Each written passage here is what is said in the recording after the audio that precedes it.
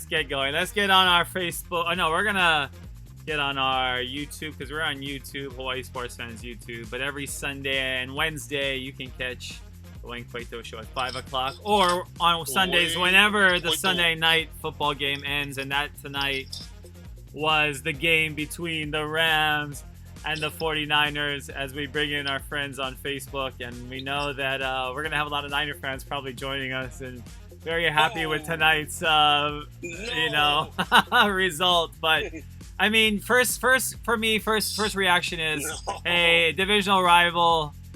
They played hard. They played at home. I didn't expect this, but, the Niners played tough. And their running game is really impressive. So, hard to top. I don't know. Come on, Paul Honda. You gotta help justify the Rams' performance tonight, because we could throw in other teams like the Packers, but we're gonna leave that for later because we don't want to pick on them yet. But the Rams, one guy thought they said they're the best NFC team. So what's going on? I talked to Isaac about this, and he said, you know what? Play action is good until it's not good, and if you can't run the ball consistently, nope.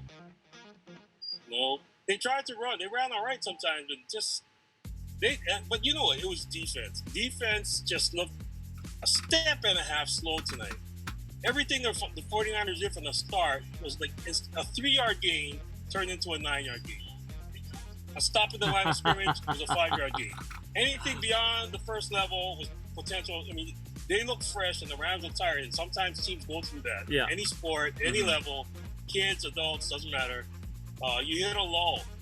You kind of hit as a runner, right? You hit a peak, and then you just gotta accept that you're gonna be tired for a mile or two, and then you get your energy back.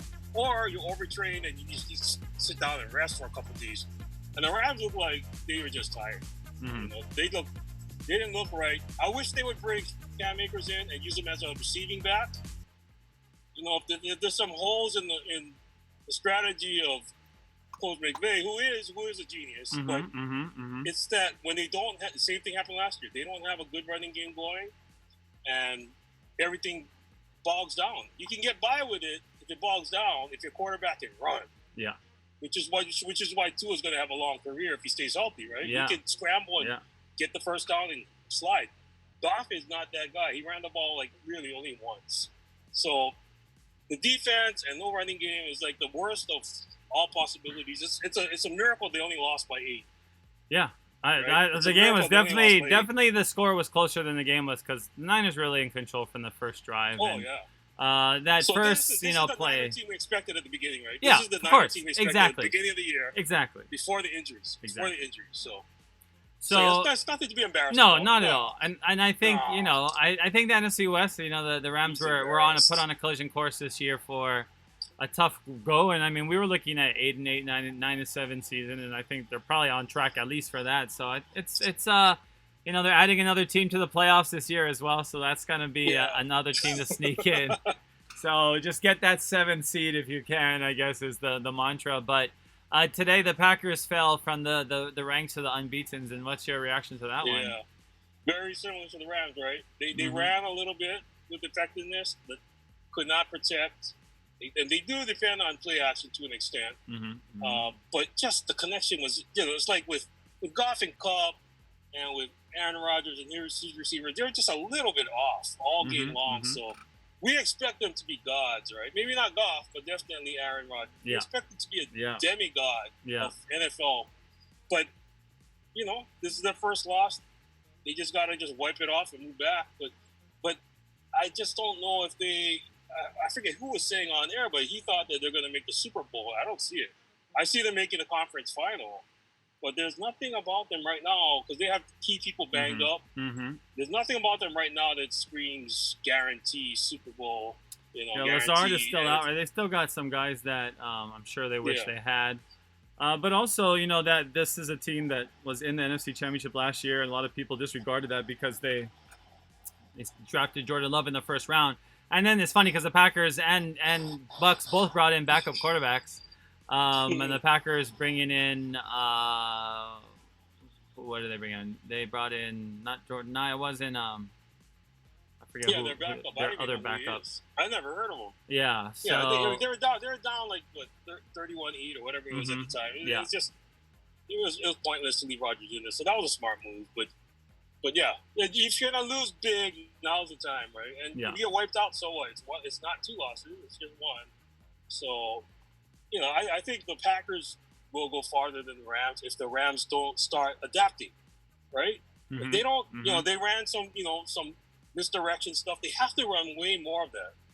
They have to, because Goff can't run, and defenses don't have to worry about him. So you have to run that, and you got to throw it to the backs more. Yeah. They're not even using Cam Akers. He's fully healthy. I mean, what's the deal? They're just. Yeah. I sometimes wonder if most of the league just refuses to let a rookie running back. Indianapolis is the exception, right, with Taylor, but they just want to hold him back because they don't want him racking up big stats, and then after 2 years, they got 1 more year in the rookie contract, right? Oh, you know what? Yeah. I'm gonna walk. I'm gonna bail. I want a pay raise. It's like just give the best guys the ball. Cam Akers, he's one of the best guys. I don't think he got 1 snap today. So no, I mean, I think he I remember him getting in, but I don't know if he what he did if he did much. Put him in the slot. Just there's no union rules that says a rookie running back can't go out and play some slot or split out. Just give them a different look, because the 49ers, they had everything down. Yeah. And the same thing with the Packers game. Everything the Packers did, they got snuffed out. I mean, I don't know how many times he got sacked, but he got hit about 10 times. So. I mean, well, looking at, I thought too. I mean, that Aaron Donald would be more effective, but they definitely found a way to just contain him completely the whole game. They had like 600 pounds, 650 pounds of people on them every single time. They had. It was up to other guys to make only plays, one solo tackle. That's all he had for the whole game. They showed one play where he was double teamed. The guy came running up here, and 2 Ram guys missed, and they hit each other on the head. Yeah. I mean, basically, one speared the other. I mean, it was that kind of day. So, teams adapt throughout the season. This is like the middle third of the season. And if you evolve, you're fine. It's kind of like the ILH. In the ILH, if you don't evolve over time during the season, you fall behind. Yeah. If you just stick to only what you do, other teams will adapt. So the Rams are going to have to learn to adapt. Packers have to learn. Well, looking at now the 2 unbeaten teams that remain, one of them being the Titans, and I saw this video this week of Mike Vrabel I don't know if you saw that, but it was like him warming up with his team, and they showed how when he warms up with his team, when he warms up with his team, he's so involved, he has guys going to 3-point stance in front of him and give him forearm shivers and everything, and it's just so cool to see the coach that and first of all that intimidating to his players, I'm sure, but also the fact that he's just so involved in the day to day, and it's paying off, I think. And today, of course, Tannehill having another game, and that's a guy too that we're just continually amazed at. What he's been able to do and been able to keep this going since last year. But Derrick Henry, he had another 90-yard run today as well. What was his total? It was 212 yards. So Derrick Henry was also our fantasy leader of the day, I believe, of the week. So far in week 6, he racked up just about, in my league, 40 points. So, yeah, I mean, just a huge day for him, phenomenal day, and I'm sure if you have games, I have no idea why. I'm trying to look at stuff, but the Rams video keeps playing. But it's kind of, you wonder, are those Titans, are they for real or what, Paul? What are you going to say by them by now? Because we're getting to a point of the season. I'll always like the Titans, because when I used to play a lot of Madden, if I wasn't using the Rams or a passing team, I would use the Titans. I like all the defensive guys back in the day, Byron Roll and all those guys. But when you're so dependent on one guy, I don't know if it works in today's game, right? I mean, last year, they were on. Tannehill was playing great. He was one of my backup quarterbacks in fantasy, and he was a consistent 24, 28-point guy in our league. So he didn't have to do anything fancy. He still doesn't. But if Derrick Henry ever tweaks an ankle or gets who knows what, they don't have Chris Johnson back there. They don't have. I mean, they got good backups, but that whole offense, man, his passing is dependent on Derrick Henry being a beast, and he's a beast piece. I mean, he's like a beast to the nth power. So if he stays healthy, they can go to the Super Bowl. But I don't know. I don't know about betting a plate lunch, or if I was a billionaire, betting my billionaire friends like $100,000 on stuff like this. But it's fun to watch. Even though we're in a pass-heavy era, watching a good running game with tight end that can block and catch and some old school stuff. It's still amazing to watch, especially on the cutbacks. Yeah, guys who have vision, and Henry has great vision, and he can catch the ball. He didn't have to catch it a lot today, but now he's making a run for MVP. He is. Well, on the opposite end of that game, the Titans playing the Texans, of course, and the Texans, they let go of Bill O'Brien, and Romeo Crennel stepped in again, and I think the players are reacting to him well, but one of the decisions he made, similar to the decision last week in Minnesota versus Seattle, where the coach was just trying to one-up himself, play himself, whereas last week when Minnesota was like, we just got to get a first down, and yes, if they got a first down, they won the game. They couldn't do that. Romeo Crennel saying, well, if I go for the 2-point conversion here and we go up by 9, they can't do it, but it failed, and I get the justification for it, but I guess you can also take, because Crennel said, I wanted to go ahead and get the 2 points. It felt like that would kind of put it out of reach for them, and if we would have gotten it, we would have been in much better shape.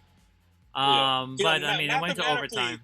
Mathematically, it feels good, right? So if we're playing Madden, and it's in the first or third quarter, and you jump off sides or something, right? If there's a penalty on the kick, and now I'm at the 1 yard line or the 1.5 yard line. Yeah, why not? You got a dominant running game, so they called a play that looked like it was pretty well designed. Yeah. But what you're also telling your team, just like last week, you're implicitly telling your defense, I trust you, but I don't trust you, so we're gonna do this. Okay? Instead of just kicking it, protect, and now they got to drive, right? It's not Russell Wilson on the other side, right? Yeah. I mean, the other team's good. Yeah. They have to drive the length of the field, score, and they have to have a perfect 2-point play. The odds are in our favor, right? The 2-point play success varies, right? But it's generally, 35% or something like that, right? Yeah, I mean, it was a pretty low percentage. But yeah, I mean, so you're playing in percentage. Cornell went on his gut. So he went on his gut. Good. But go in your gut in the third or second quarter. Not when you have a chance to just, let's just make sure we get nothing negative happen out of this. Just kick the ball. Why not? But if his gut has been serving him well for his whole career, then you can't blame him. Sometimes you can go to your gut, you feel. That's how it goes. They got nothing to lose, right? I mean, they've been struggling so much. Yeah, they got nothing to lose. They came out gangbusters, so you know what? Credit to them. But their defense, gave up 600 yards. That's so crazy. They're gonna say stuff like, "Oh, it was mostly between the 20s," and blah, blah, blah. But that is a problem.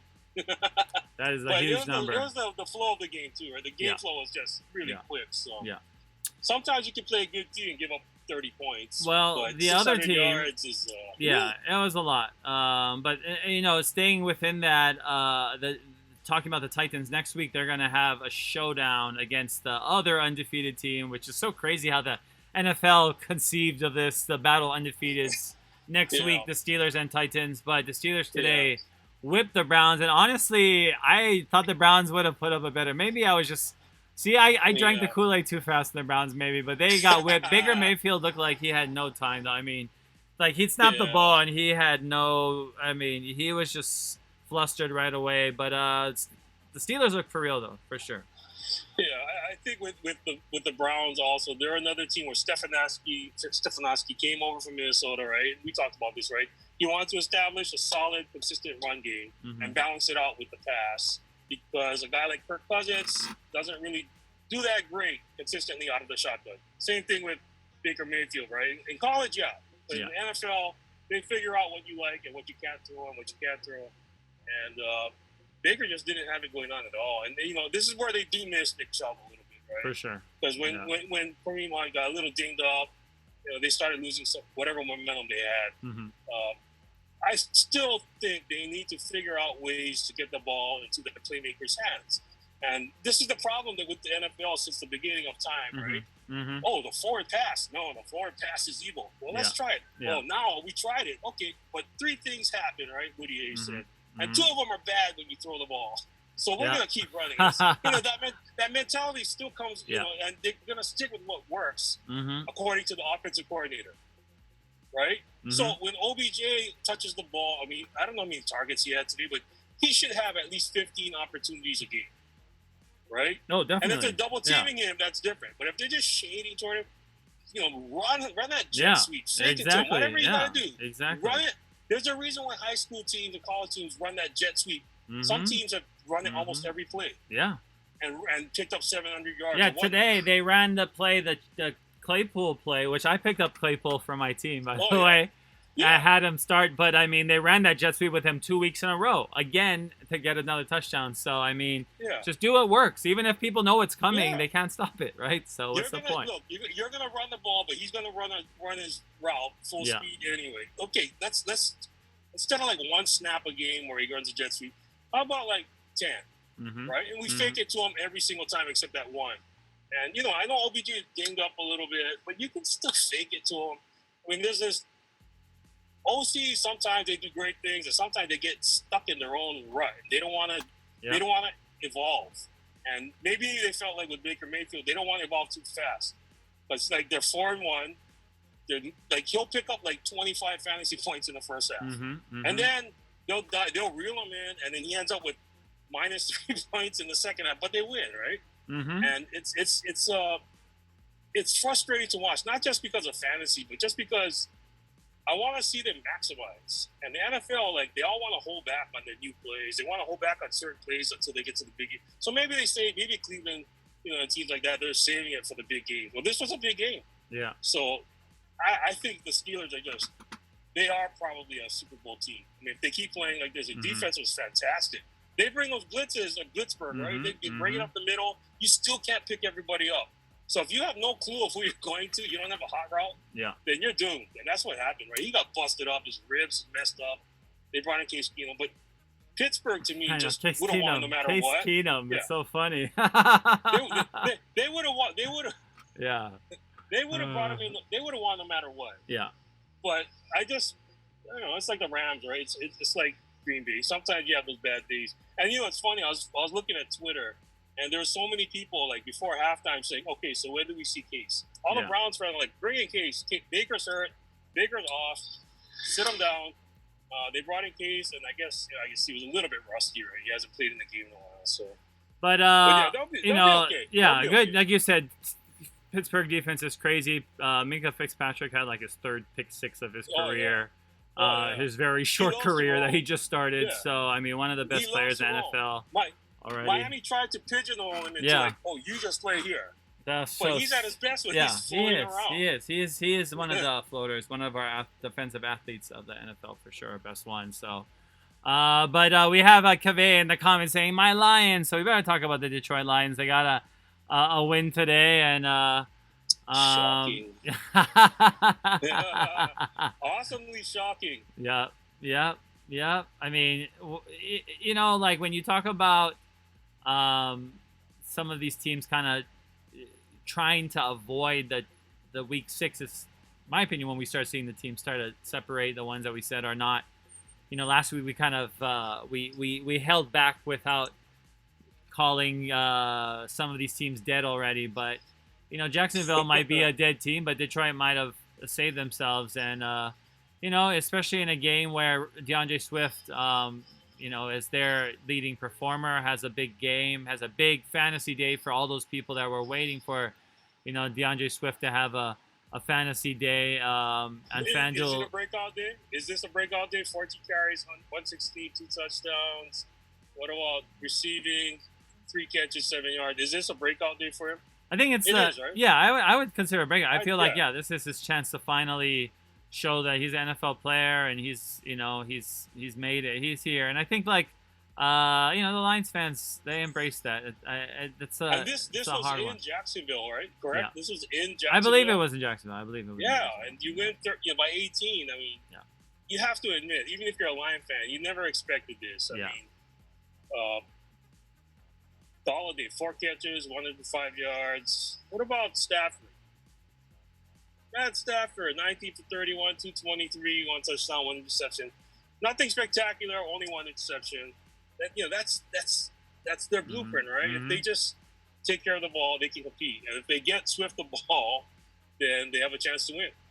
I mean, everybody wants to compete, but you want to win. And he's their best offensive player next to Galladay. So, well, they needed that win. They needed that win because the Lions needed to stay one step ahead of the Vikings, who, not surprisingly, dropped again. We knew that Dalvin Cook was going to be out, but the Falcons finally get a win. Also, I think also having a new coach. I mean, you always know when you lose a coach, it's not an easy thing for the team, but it's nice to have that feeling of starting over again and, feeling in the locker room that, there's some light now and you're turning things around. So, but yeah, definitely 40 points, 10 points in each quarter. That the Falcons. It was never close. I'm watching the score and I'm looking at Justin Jefferson. I started him on one team and I benched him on another because I wanted to play James Robinson. Bad move. But I have James Robinson. Didn't get his stats. Yeah, he didn't get his stats until late in the game when they were chasing, right? But I think most of us thought Minnesota would take a lead, and then they would do what they always do. They just keep running the ball. They just milk the clock, and Jefferson would end up with 5, like last week, 5 targets. He ended up with 11 or 12 targets and amazing. 166 yards, 10 catches. And I benched him in one of my leagues, but Matt Ryan, 371, 4 touchdowns, 0 interceptions. Yeah. So, Minnesota's secondary. He's the second. Behind Derrick Henry, Justin Jefferson was the leading all-point getter. And so a big day. And we talked about him from when he had his breakout catches, and we talked about, how he would be contributing. But it's pretty amazing. And a bunch of rookies on, that can be him and DeAndre Swift, having huge days representing there for the rookies. And his body type, the way he moves, and his confidence, it's a little bit like Randy Moss, right? It's a little bit like that. So I don't know if Minnesota is going to realize, look, we run the ball, but we also throw the ball to Justin 18 times a game, and we run a reverse with him once or twice a game. Or they're just going to keep going to, when we're losing, we'll throw it to him, but if we're in a close game, he gets it only 5 times. And that's my biggest problem, my pet peeve with, like I said, with NFL coaches. Is some of them are progressive, but most of them are still kind of like, let's see. Well, there are 4 other teams running this play. Let's see if it works with them, and maybe we'll steal it. It's like, bro, just run something nobody's seen. It's gonna work, or they'll drop it. But you gotta be more aggressive. Absolutely. And I think Madison had 10 carries for 26 yards. So I don't know. All of a sudden, Atlanta's defense is like a world beater. Very confusing. So actually, we didn't. Very confusing, man. Speaking of statistics, we have to shout out my starting tight end because I started in week 1 because I thought he would be better and he sucked, but then I have a choice. So I had to put him in this week, and that's Gronkowski. And we did talk about him before because he had 5 catches for 78 yards and a touchdown. Finally, his best game of the year, easily. And now obviously he needs to step in now with injury, but it's nice that he got those just on the fantasy level. But also, that Brady connection it's hard. I was telling other Chiefs, it's like when Montana came back or played for the Chiefs, and you want to see him. So as much as I want to see Brady get hit sometimes, I do want to see him see how fast that he can, how long he can go for. I didn't know you hated him. Seems like he's okay to me. A little bit eccentric. married to a billionaire model. Oh yeah, I mean, Giselle Bundchen. But for Gronk, he's been blocking a lot, right? They had some protection issues, so he's been blocking a lot. This happened in New England too. Yeah. And then for him to have, what would he have today? Brady only threw for 166 yards, right? So I have him on one of my super flex teams. So that was a bummer, but he played winning football, same like Big Ben. Yeah. Gronk ended up with 5 for 78, 1 touchdown. He had one nice block on one of those runs that they do. I mean, he's just playing good football. So he doesn't look fast anymore, but it's fast enough. Yeah. And that one pass on the right sideline was kind of like a in and out route. The timing, the touch on that football was just that's what? How long were they together? 13 years. Yeah. That's just over a decade of reps. It's. Yeah, that was pretty sweet. I feel like he's playing better. Brady. It feels like I didn't know. You and Tom would probably have like a number We one would. ranked We would. podcast. If you guys did a Zoom or podcast, I bet we would. because Yeah. he's a California guy, right? Yeah, he is. Here, He is. so. He is. He's from California, which is he's never played. I mean, Michigan, New England. It's like he's lost his Cali touch. I think a little bit maybe, but I don't know. I feel like if he made his home here, clearly this is where athletes retire, right? Everybody's coming here, like like Cristiano Ronaldo's probably going to come here, and play for one of the MLS teams here. It's just like this is where you want to end so that you can be a Hollywood, and that's where LeBron's going to Hollywood. But I think Tom Brady, I don't know. I think it was I respect him so much. I guess it's the winning, but I remember in 2001 I was there in Boston with my friends watching the Patriots kick their way into the first Super Bowl, and I was at Faneuil Hall on the night that they won. It was crazy, and it was going crazy. So I was happy for Tom Brady that night, but I didn't expect him to win 5 more after that. Yeah. So that was kind of surprising.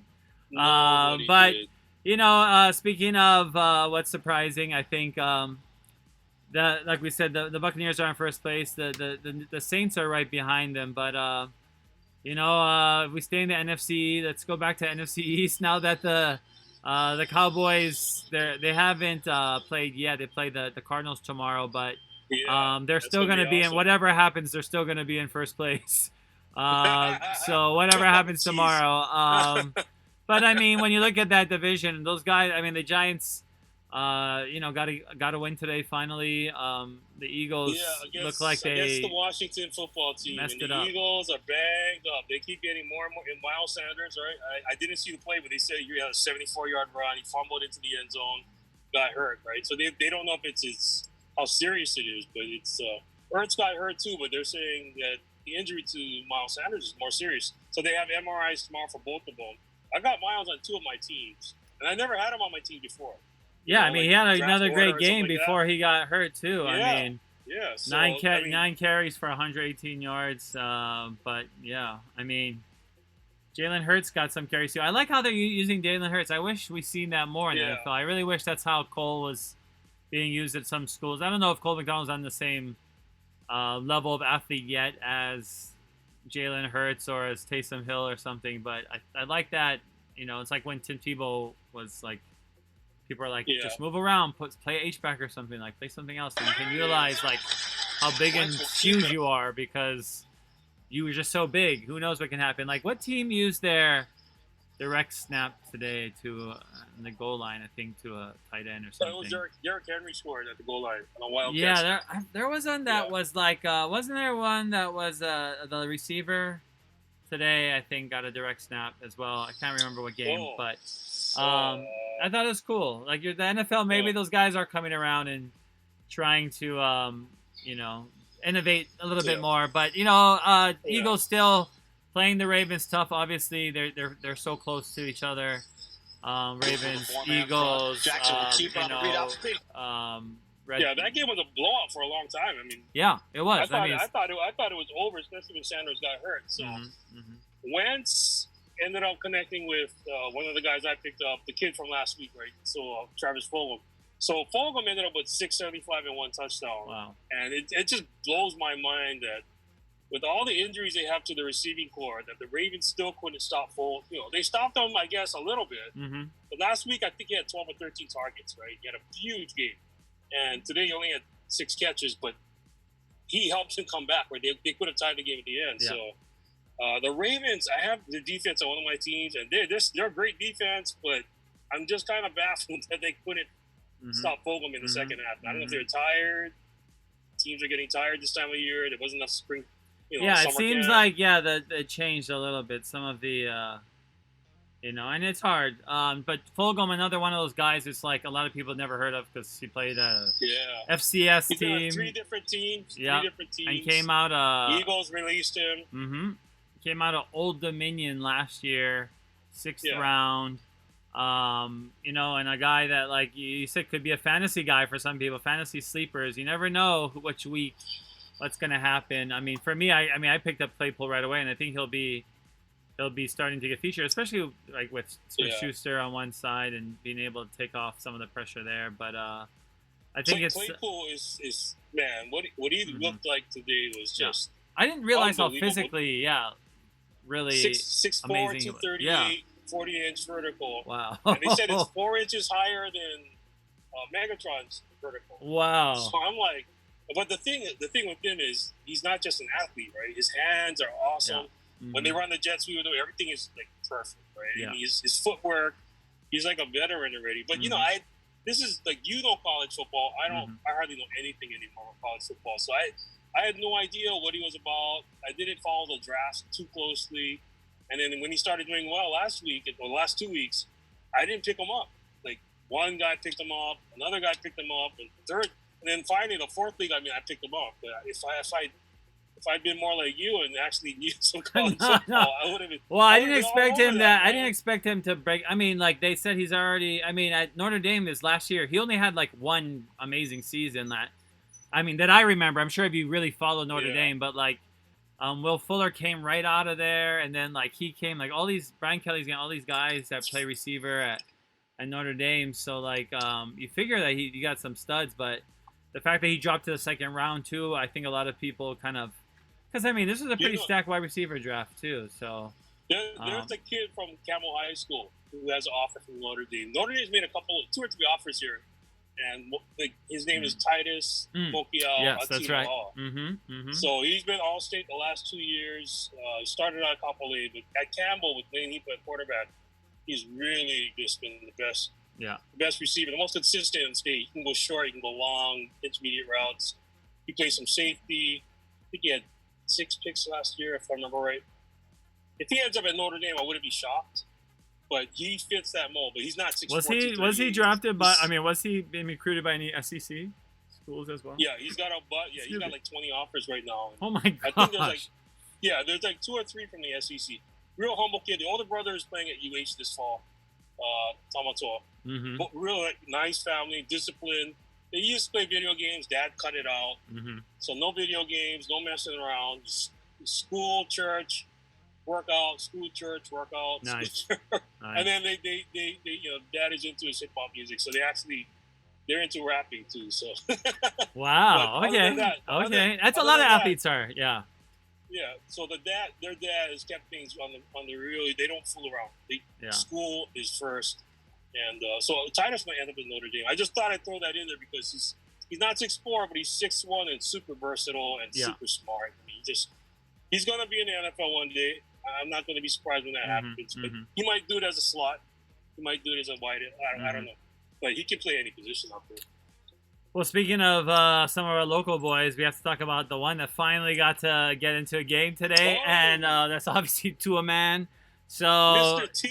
Yeah, 2 of 2 passing 9 yards. So nothing spectacular, but they showed him on the field after the game. I saw a tweet of him sitting there, so that must have been a cool moment for him to finally get in a game. But I mean, we didn't get to see much. But what did you think so far about his mobility? You know what? I don't have my TV's broken, so I'm watching everything online. I couldn't find that highlight for a good 2 or 3 minutes. I kept looking on Twitter, and I finally found some people like they took video of their TV, right? So they stick it on. Like, just him jogging onto the field and going in the huddle. That was like getting like thousands, it's probably millions of views by now. Oh, and yeah, then, for sure. The play action on the first, I mean, they must love him because most offensive coordinators, they're not going to do that for a rookie's first play. They're just going to have him hand off, get the jitters out, get the adrenaline out. No, they call the play action for him like I think they're on their own 5-yard line or something. I mean, they were way back. And I mean, it was on the 5-yard line. Yeah. I found that play. And the game was under control. But that shows confidence in him, and and then the second pass was like which is another bonus. Yeah. So I mean, he ran so deep into the end zone too. It was scary. He almost could have got. Yeah. I mean, but he's so confident. I mean, the moment is never too big for him. Obviously, when you look at a national championship, I mean, he created the greatest roll of freaking film reel that anybody could probably have as a college athlete.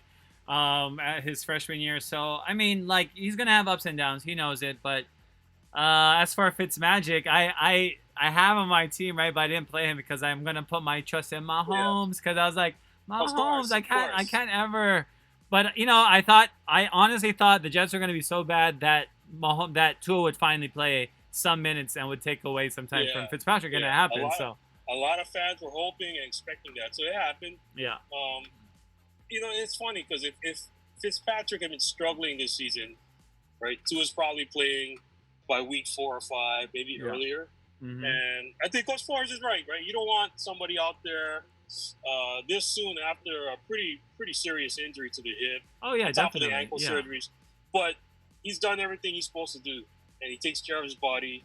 So this was a nice, safe opportunity. But I tell you what, if Fitzpatrick stinks it up in the next game, which could happen, I love him. He's fun to watch. He's a funny guy. He's a great mentor. He's honest. He knows it's not. This is not going to be his team for too much longer. But yeah, I mean, he knows. If he gets knocked out and Tua's out there and they can't protect him, right? And I'm thinking, well, now he's going to try too hard to beat everything. That's where things get exacerbated, right? He doesn't just throw the ball away sometimes or just eat it. He doesn't just eat it. He likes to fight.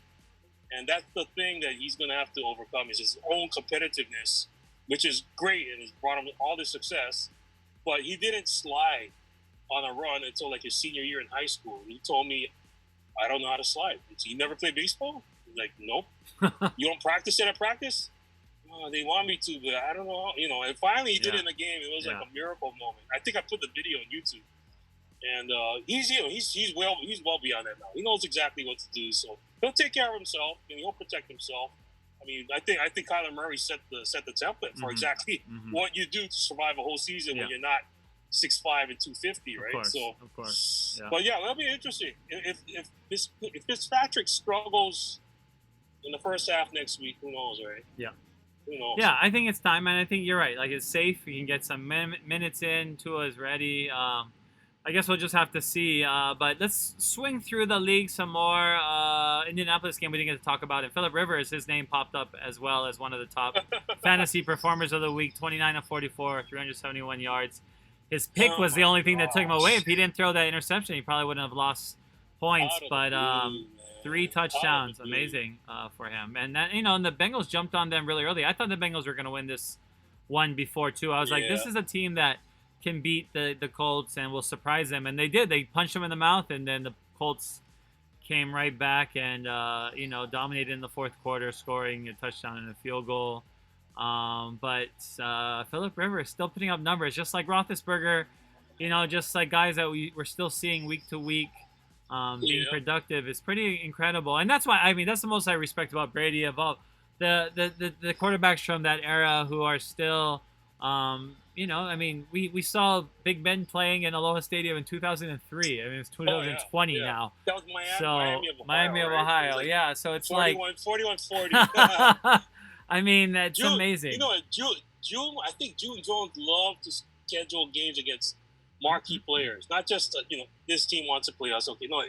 Oh, yeah, that guy, Ben. Yeah, let's bring him in here. The fans will like seeing. We might lose, but the fans will get a treat seeing this guy because he's going to be good in the end. June was like a wizard. Yeah. But with this game, I thought, you know what?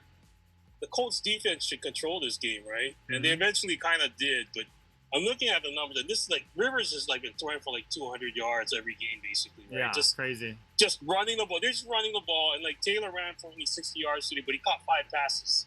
So that's a huge. Taylor ended up with 100 plus yards combined. So if Rivers keeps looking for Taylor, and Taylor is this bowling ball running back. Yeah, that's really. Think of Eckler, but then he can break 3 tackles, just with his size, and I love that because I got Taylor on one of my teams, and then the other one was AJ Green had a nice game. He had 8 catches, I think. Was it 8 catches for 96 yards? Yeah, so it was kind of a comeback. Yeah, I thought he was done. Me too. When he got hurt last year, I thought, okay, he can come back. Yeah. He is. He's another one that, 32 years old. But the 4th pick. Maybe he's healing up. Maybe he's 90. Now he's 95% healed up, right? Maybe he's finally getting back to his old self. Such a competitive position, and guys are so versatile now and can line up across the line of scrimmage. Yeah. And now that we're seeing that. T. Higgins had his biggest game, right? 6 for 20, 125. So I've got him on 3 of my teams. So I'm glad, but I didn't start him. So maybe next week, right? But that maybe next week. Joe Burrow, like, only one pick, no touchdowns. They ran, like, Mixon had like 18 carries for 54 yards. So they're getting there. Yeah. They're getting there. They're going to be scary in about a year from now. Well, and a team that looks scary to start, but and then you had your conspiracy theory that Bill Belichick was holding him out so that they could move the game. But it must have backfired because the. It's not a theory. It's true. It's true. I don't doubt it. I don't doubt it at all. I'm just not gonna qualify it on my own. Yes. But it didn't work out. It didn't work out. But the strategy was ingenious. I mean, it was classic Patriots. I don't know. Maybe that's why you hate Brady, right? I mean, it's just some people just don't like the Patriots because of some shady stuff in the past. But there are consequences for stuff like that, whether they come from the league or not. So, for sure. I don't. I was kidding about them trying to get COVID on purpose to get the game delayed a week. And it's. But if it was true, if my theory was true, then he did it within the rules supposedly. But but you know what? I didn't. Nobody expected Cam Newton to struggle like this. Newton. He had a tough day. He did 2 interceptions, and on the other side, what a weird score too, 18-12. Literally only one touchdown. Cam Newton, they tried to go for 2, but Cam had a rushing touchdown, but. Looking at the Denver, obviously, so for me, Christian McCaffrey goes down in my fantasy team, the number 1 pick. So then I have to bring in Melvin Gordon. Then he gets that DUI and then gets hurt or something. And then so I brought in Philip Lindsay. I picked him up. So Philip Lindsay, he had a decent game today too, 101 yards, 23 carries. So not bad for last minute. I've been good at picking up random. I mean, like once guys clear waivers or something. Because Claypool, I think I got him off of waivers, but I think it's not. People are some people are more proactive and one of my aggressive. Leagues, Eckler was on the free agent list. I mean, he got dropped sometime a week and a half ago or something, and I forgot about that. I didn't even. Somebody else picked him up a couple of days ago. One of the guys I'm friends with on the Big Island. Mm-hmm. I'm like, what? So Lindsay's a huge pickup. Good job, man. Yeah. Well, so he's a hometown guy too. Yeah, he is. He's an interesting guy. I remember watching a video about him about like how eccentric he is because he fits that Colorado kind of interesting mold. But it's going to the comments again. I forgot Timmy. Thanks for always Timmy chilling with us. Sorry if the vid is lagging a little bit. It might be. I'm not sure. It could be the connection. But he talked about Devin Bush as well, the linebacker Steelers. Oh yeah. He's gone for the year, so that'll be a hard one too. Oh my gosh. When he was down, he was on his knees and his hands, and he was pounding the ground. And I'm like, man, he must know something serious is up. And then when they turned him over on his back and everything, then they got him up.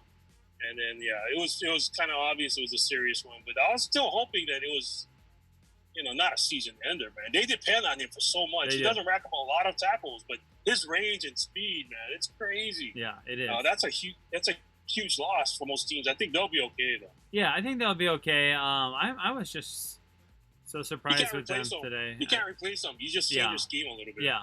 But I mean, having like Minkah Fitzpatrick who can play anywhere on the whole friggin' field, and he was in that robbery position. They said right when he made that pick. I mean, just sitting there, just waiting, and Baker didn't see him at all. He didn't move 1 inch. Yeah, he didn't. He knew exactly where Baker Mayfield was going to throw the ball. Exactly. He's a film guy because he's just standing there. Oh yeah.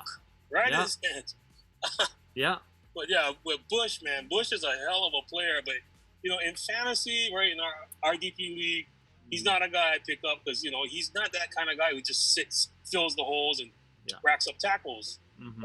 But man, a guy with that kind of range, you got to change your scheme, or I don't know what they're gonna do, but maybe bring Troy Polamalu out of retirement or something, man. It's just that kind of range is hard to get on the defensive side. So we'll see what they got. They got young players, ready to go. So I mean, we can't feel too bad for the Steelers. They're definitely going to be another favorite. Let's go through our fantasy week leaders. We talked about Derrick Henry being the top leader. Justin Jefferson having a big day. Number 3, Deshaun Watson had a big day. So if you had Deshaun Watson or Matt Ryan. Deshaun Watson. or Matt Ryan or Julio Jones. So Matt Ryan and Julio Jones clearly hooking Julio, each other up Julio's today. Killing me. Yeah, he's killing me in one of the leagues, man. I'm down 30 because I benched Justin Jefferson in that league. The other team, had Julio. Julio was dumping, man. He was killing it from the first quarter on. So I don't know how you leave him open, but when you got injuries back there, like Minnesota's got secondary injuries. So, but good game for Julio. But it's a week to week thing, right? It's like him. I mean, just about all their secondary and receiving cores had some kind of issues. Right? Ridley's been playing hurt. I don't know. This has been so far my most efficient use of my team. Since I only have one league, but by efficient use I mean I don't have any duds who are I don't have any guys just gangbusters on my bench. Right? I'm just So this week I actually effectively, because on my bench I still have Gage on my team. And you would thought Russell Gage would, he still had 10.5 points. So it's pretty good in my league. Yeah. And Shark had a good game too, actually. 11.5 points and I thought for Jacksonville. Okay. Yeah. Shark. Yeah. Shark is busted up too, right? When he gets healthy, he'll be back. No, when he gets healthy. But no, so tomorrow night I got Mahomes starting. I got Tyreek. So of course my boys, I'm never gonna not play them, and CeeDee Lamb also. Yeah. It'll be interesting. Yeah. And then my opponent, who I'm playing, has 3 guys tomorrow too. He has Josh Allen as his quarterback. So I feel like Josh Allen and Patrick Mahomes are offset each other probably at some point.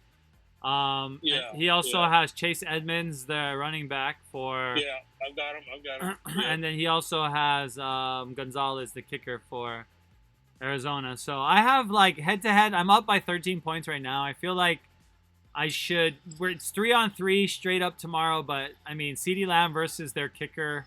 I don't think their kicker should be able to get as many points as Tyreek or CeeDee tomorrow, hopefully. But, Yeah, we'll you know kickers. Once in a while, once every 6 or 7 games, you have a guy who kicks 6 field goals, right? So that's the outlier. And Edmonds only had 3 carries. Right. Edmonds only had 3 carries last week for 36 yards. So. Yeah, but he'll get touches, though. Don't throw it to him 5, 6, 7 times. I mean, Drake doesn't start strong, then they're going to rely They look at him so much. Kenyon Drake gets over double his looks, though, they're saying. But you never know. Drake could have a great game, and Chase could still get 15, 20 points. That's a real cool thing. Yeah.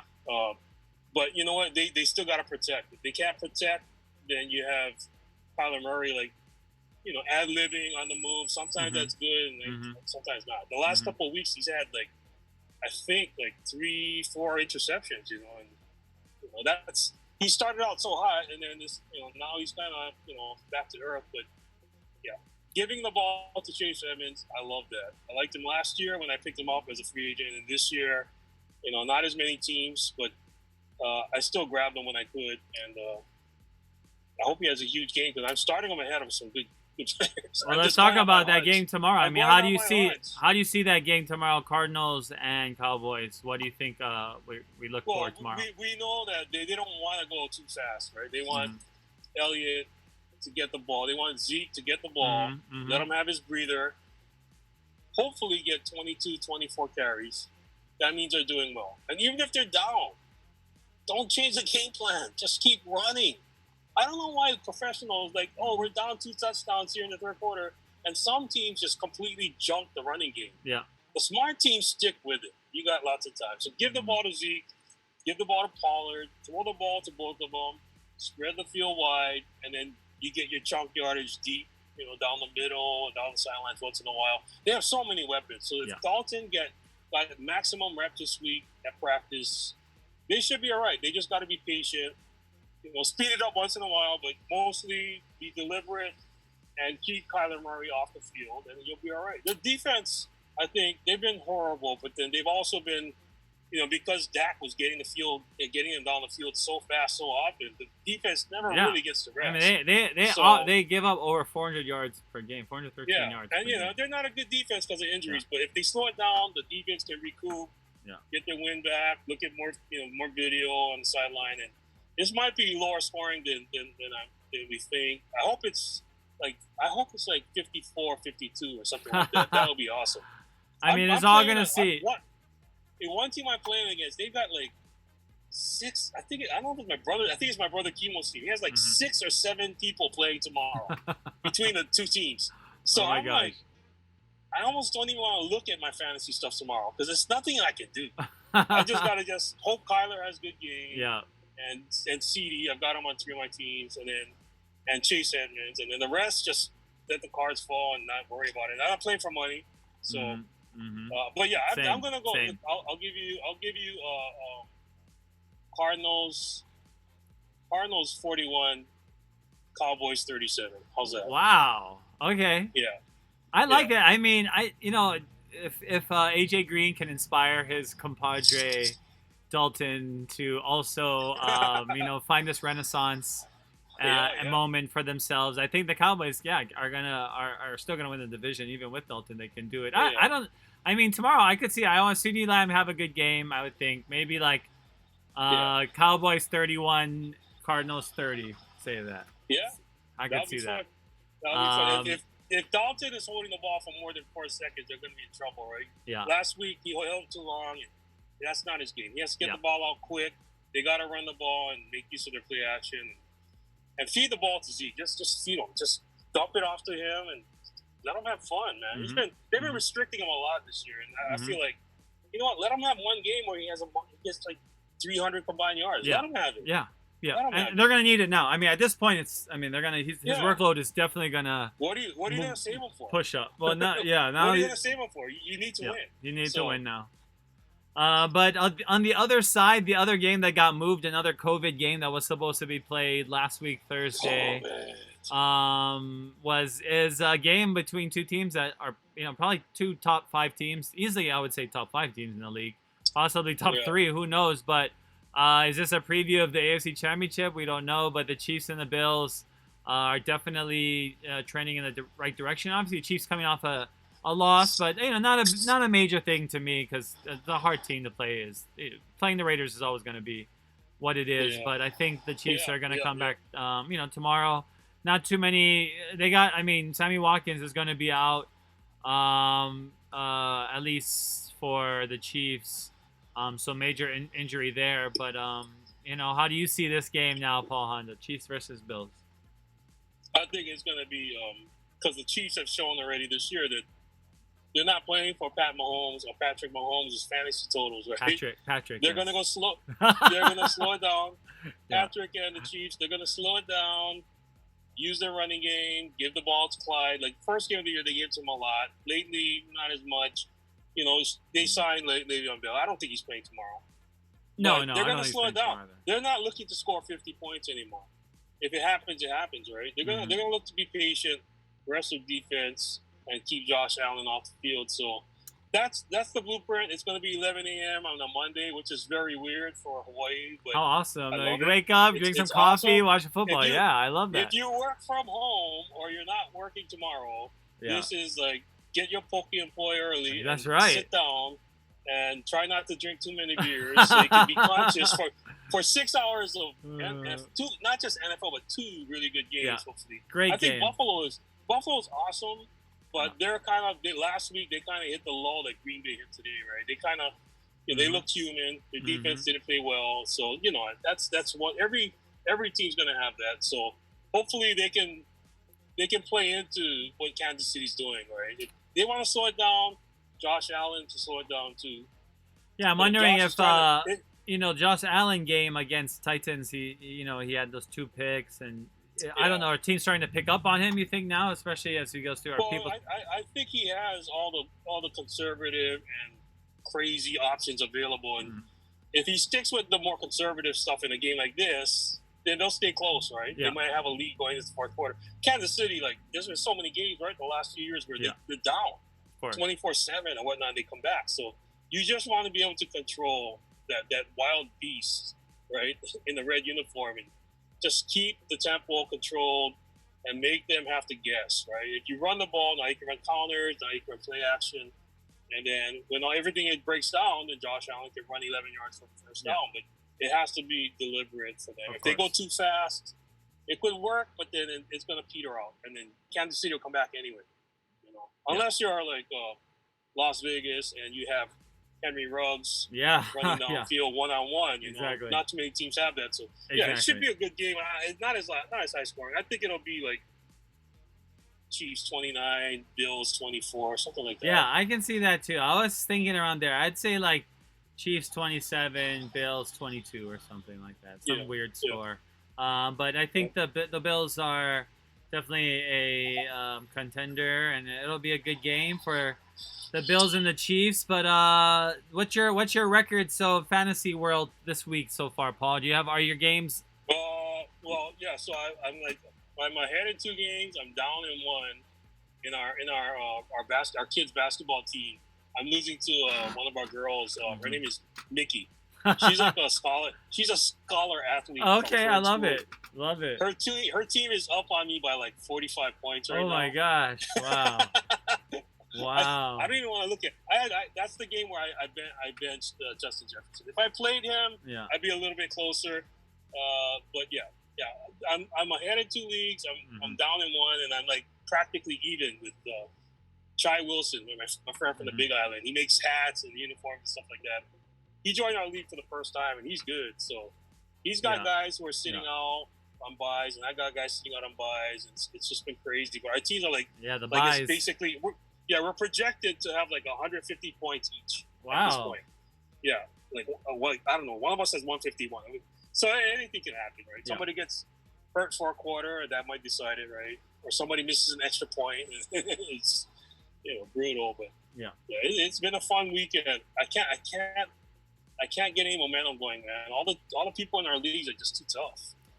That's the joy of fantasy. I mean, you got my sister who's really good at fantasy too. I don't think she ever watched a game in her life full way through, but she always she plays fantasy. She plays more fantasy than me. She lives in Vegas, but my sister, I don't even think that really she watches, but she just she loves the fantasy aspect more. So I love that it has brought in so many casual fans and people that have some esoteric knowledge of the league that even hardcore fans might not have, because you have to know so much about different players and trends and everything. So it's been great. But as we wrap around the world, we know we're a week away from UH football. That's going to be coming up soon. That'll change. It'll make things interesting. They announced today. No fans. They announced today. No fans at the Lowe Stadium. Are you surprised by that?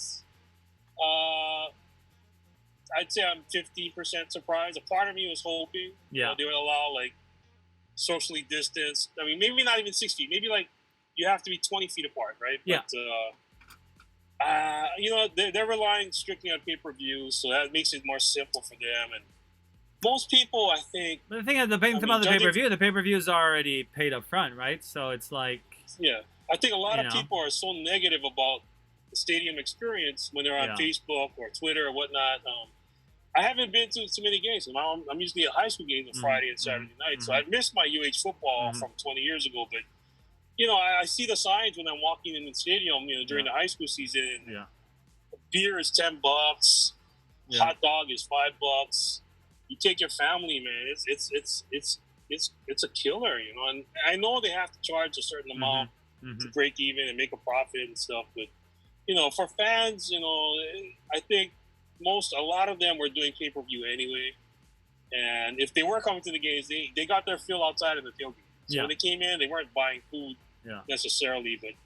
But that all goes back. Also, the vendors, our stadium, contracts. Yeah. So everything is so weird. And, we need to fix that bureaucracy there, too, so the money can be funneled directly to UH Athletics and not have to go roundabout. A lot of the workers, they're part of, nonprofits, right? They're doing fundraisers and stuff, so it's all for a good cause. Well, I'm wondering how much the stadium is charging for rent, because there ain't going to be any, I mean, the games could realistically be played at Ching Field, and and nothing happen and not have to pay rent. So, I mean, I'm sure most schools are just playing in their traditional stadiums, anyways.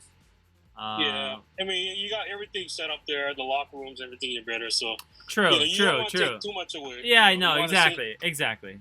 But I'm sure that should help on costs right there alone. I mean, on having to. So I think I'm excited for this year. I'm looking forward to. Obviously, I'll be in Fresno, and I think a lot of eyes will be on that game. this will be Coach Graham's first game. But we talk about offense in the NFL. We talk about how sometimes they're slow, but Coach Graham has definitely been on the counter side of aggressively seeking out offensive innovations and tweaking his run play action base. But running, I love seeing, like we talked about this year, the Rams, their pre-snap calls were up this year, right? Or any kind of pre-snap misdirection or play action. Pre-snap movement was the most, right, of any team this year. It's up to like 33 or 34% now. So I would love to see that. At UH. Which is basically the same as the Ravens, and that's where they got the idea from. So yeah, that's good. That's good. But with UH, I mean, this is all new territory, right? Yeah.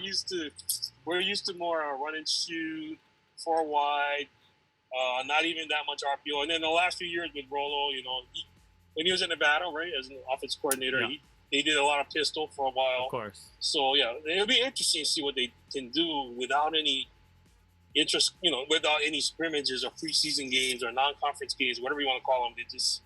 What they can do in an actual game that counts. Yeah. So it's a conference game.